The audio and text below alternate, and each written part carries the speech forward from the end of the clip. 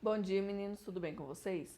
Hoje nós teremos aula de Geografia e História e amanhã eu vou passar o conteúdo de inglês e espanhol além das correções, ok? Então vamos lá. Livro integrado de Geografia, página 43, Hidrografia do Brasil. Quando a gente fala de hidrografia, a gente sempre vai se referir à água, certo? Sempre que tiver a partícula hidro antes da palavra, nós vamos estar nos referindo à água, certinho? Dessa água que existe em nosso planeta, na superfície do globo terrestre todinho, nós temos 71% de água, certo? Desses 71% de água, 97,4% é água salgada, ou seja, água do oceano, água do mar. Água é essa que não pode ser consumida por nós, certo? Então, o que nos resta? Menos de 2% de água potável. Alguns países fazem a dessalinização da água, porque a água do oceano, a água do mar, ela tem muito cloreto de sódio, certo? E isso prejudica a saúde da gente e causa ela e deixa ela ser imprópria para o nosso consumo. Então, alguns países têm o processo de dessalinização, que é tirar o sal da água. Aqui no Brasil nós ainda não temos isso. Então, gente, quando a gente fala que precisa de economizar água, um dos motivos é esse. Não é nem por questão de pagamento, de gastar financeiramente, certo? É pela questão da escassez da água potável que nós temos. Aí no livro de vocês, vocês podem ver que cerca de 12% da água doce de todo o planeta se concentra aqui no Brasil, certo? Então, assim, é uma grande quantidade de água doce que nós temos aqui no Brasil. Mas só por isso nós vamos gastar? Não, a gente tem que ter consciência que não só nós, mas também outras pessoas vão usar essa água, certo?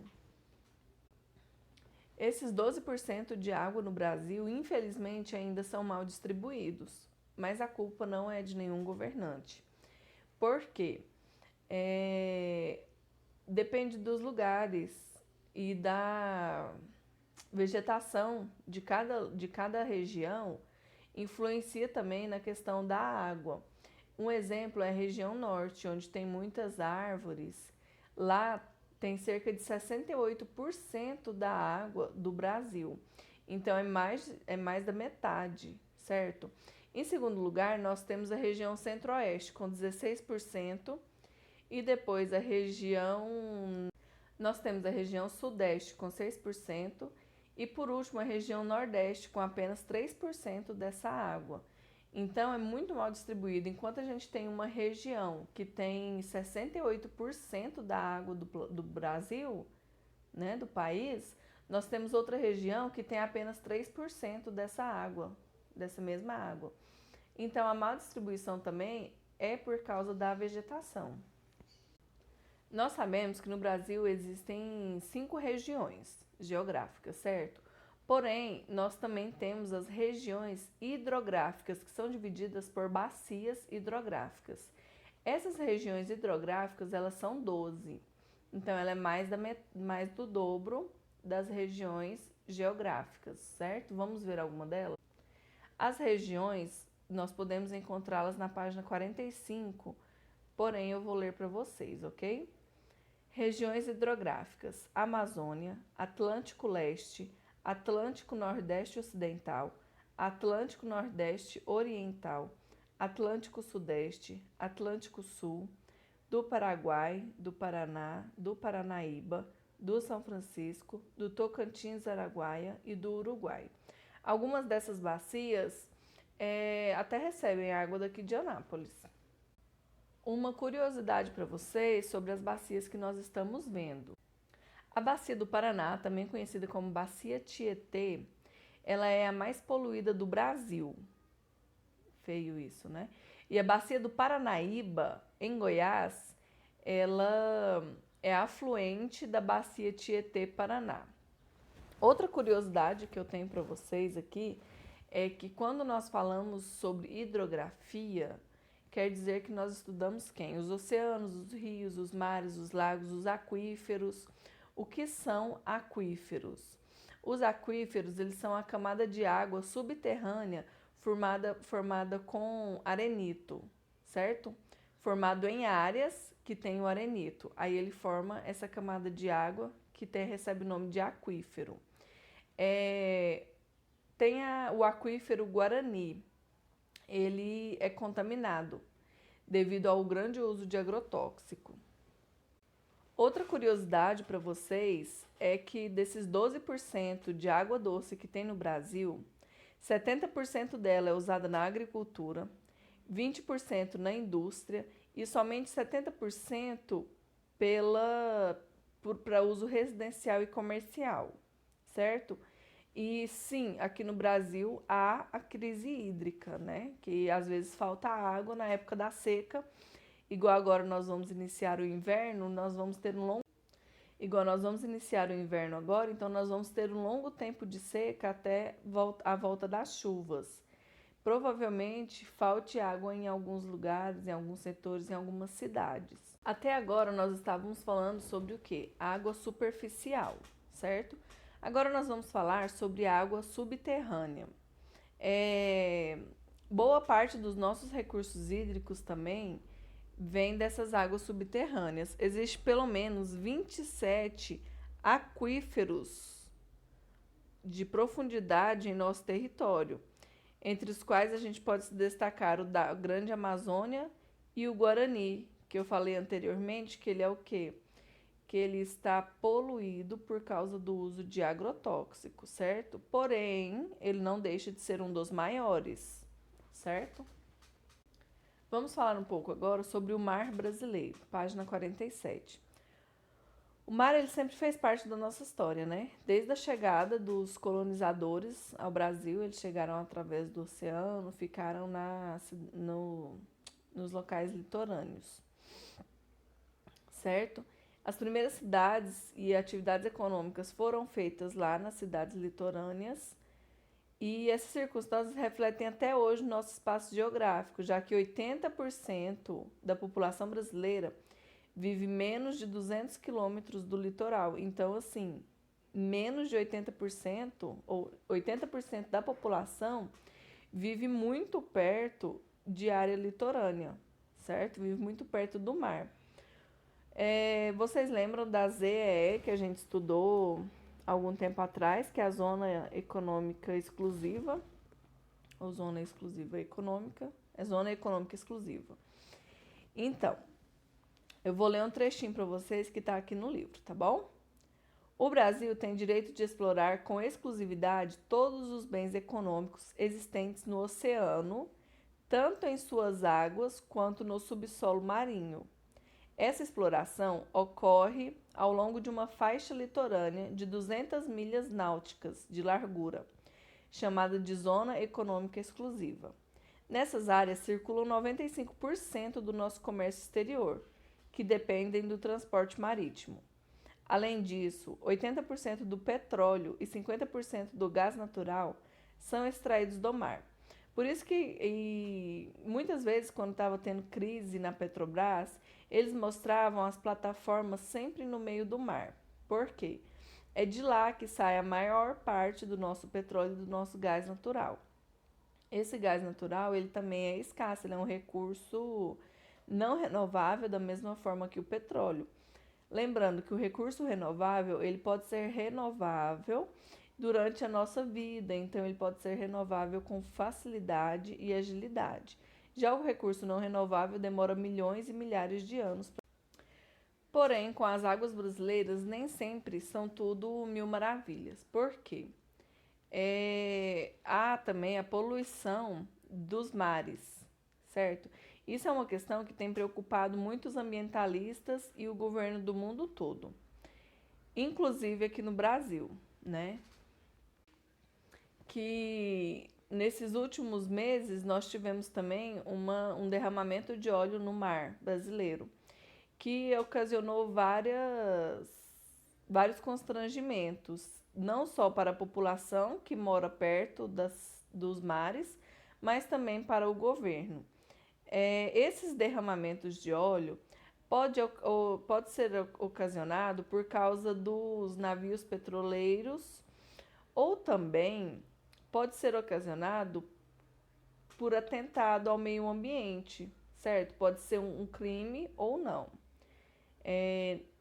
Para isso existem as polícias para investigarem, né? Porém, nem tudo é por um acaso, nem tudo é por um fato que não pode ser impedido, certo? No Brasil, cientistas alertam que a situação ambiental dos mares é crítica. E com esse alerta, essa preocupação não é somente da população brasileira, mas também da população de outros países que acabam interferindo em ações aqui no Brasil. Virando as páginas do livro, História, página 39. Viagens marítimas, um projeto para os europeus. O que acontece nessas viagens marítimas? Os europeus tinham vários motivos para estarem viajando e conhecendo novos lugares, certo? Eu vou citar algum deles para vocês. Nós podemos falar porque a população aumentou muito lá na Europa, então eles precisavam expandir para outros lugares, também para explorar algumas riquezas e para novos mercados, para expandir também o mercado, certo? A Igreja Católica também viu nessa conquista de território uma forma de atrair novos fiéis. Como que eles poderiam fazer isso? Através da catequização das pessoas. Nessas viagens marítimas, muitas pessoas saíam ganhando. Por quê? Tanto os monarcas, quanto a burguesia, quanto a Igreja Católica tinham interesses em estarem expandindo, porque cada um tinha o seu motivo. Por que começou com Portugal essas viagens marítimas? Por causa da localização geográfica de Portugal em relação ao Oceano Atlântico, possibilitou o país a tomar frente, né, a tomar um início no processo de expansão do território. Isso se deu através do território marítimo, certo? Através do mar do Oceano Atlântico. Outro fator também que favoreceu essa expansão territorial de Portugal foi a atividade pesqueira que já existia lá na cidade, lá no país, certo? Outra coisa também foi a parte do comércio com as embarcações italianas, certo? Isso também facilitou muito por causa do interesse da burguesia mercantil, ou seja, da burguesia que mexia com o mercado. Eles tinham interesse em expandir. Então, esses três fatores favoreceram Portugal. Ao longo das viagens marítimas, Portugal estabeleceu várias feitorias. Inclusive, Portugal chegou primeiro na costa africana, depois chegaram. Na costa africana não foi só exploração e não foi só a escravização. Também houve o comércio, tanto na venda quanto na compra de produtos, de ouro, especiarias. Depois eles chegaram às Índias, certo? Eles chegaram à Índia e eles desembarcaram num local onde a Itália tomava conta, certo? No monopólio italiano. Como Portugal tinha acordo com a Itália, lá no Porto de Portugal, então não houve tanto problema quando eles desembarcaram lá. Depois também eles foram para... Aí eles viajaram várias vezes, até que em 1517 eles chegaram à China e conseguiram estabelecer comércio na região chinesa a partir do ano de 1920. Então, Portugal ficou lá durante 3 anos, provavelmente estudando e pesquisando, né, o que a China poderia oferecer e fazendo relações também, para depois conseguir expandir seu mercado. Viagens espanhola. A Espanha também precisava encontrar um caminho alternativo para a Índia, porque ela também fazia comércio lá com a Índia, certo? E lançou na corrida de expansão, porque ele queria também expandir o seu território. Isso depois deles terem sido expulsados pelos árabes muçulmanos do seu território. Então, a Espanha, nesse caso, estava em desvantagem em relação a Portugal. Como iniciou a corrida expansionista após os portugueses, a Espanha foi obrigada a buscar outros caminhos, diferentes daqueles que Portugal já havia navegado, né? Nessa época de navegações e conquistas, ainda havia grandes debates a respeito do formato do planeta Terra. Tinha gente que achava que ele era plano e tinha gente que defendia a Terra redonda, né? Na sua forma geoide. Na verdade, não é redonda, é geoide. Que ela é redonda, porém nas extremidades ela é achatada. Ela não forma o círculo completo. Ou ela forma o círculo, mas ela não é totalmente redondinha, né? Ela é achatada nas extremidades. E tinha navegador que tinha medo de chegar ao fim do mundo e despencar de lá, porque achava que a Terra era plana, certo? Colombo teve que esperar alguns anos até a rainha Isabel se convencer a financiar sua expedição. Isso ocorreu no dia 3 de agosto de 1492. Cabral ainda fez outras 3 viagens aqui para a América, certo? Porém, depois Américo Vespúcio, ele também era um navegador, ele concluiu que a América, esse pedaço de terra, se tratava de um novo continente e não da Índia como eles achavam que era. Em homenagem a Américo Vespúcio, as novas terras passaram a se chamar América, certinho? Após a descoberta do novo continente, tiveram início a conquista, a exploração e a colonização das novas terras pelos espanhóis. Com esse efeito, a Espanha foi levada à condição de maior potência europeia do século XVI, porque ela conseguiu expandir mais do que Portugal. Mundo dividido entre portugueses e espanhóis, entre Portugal e Espanha. Vários tratados foram estabelecidos entre Portugal e Espanha, as duas potências expansionistas, com o objetivo de delimitar o direito de cada país sobre as terras descobertas e de outros possíveis descobrimentos. Portugal contestou a determinação estipulada na Bula Intercoetera, pois se sentiu prejudicada. Assim, firmado outro tratado, esse tratado de Bula Intercoetera foi o Papa Alexandre VI que editou esse documento. Então, foi assim que surgiu o Tratado de Tordesilhas, através de Portugal ter se sentido prejudicada com o Tratado de Bula Intercoetera, certo? A expansão marítima da Inglaterra, da França e da Holanda demorou um pouco mais. Por quê? A França e a Inglaterra estavam na Guerra dos 100 Anos, lembra? Durou 100 anos, 114 anos batalhando. E a Holanda fazia parte da colônia espanhola. Por isso que houve essa demora. A Holanda só teve sua liberdade no século XVI. Quando a Inglaterra resolveu começar a expansão marítima, ela teve muitos problemas para conseguir entrar na Índia e colonizar lá. Então, o que eles começaram a fazer? Eles começaram a piratear, certo? Piratear contra os navios. A Inglaterra, então, teve dificuldade para adentrar a Índia, certo? E, então, eles começaram a piratear as expansões, principalmente as da Inglaterra, os espanhóis, principalmente os navios espanhóis que eles começaram a piratear.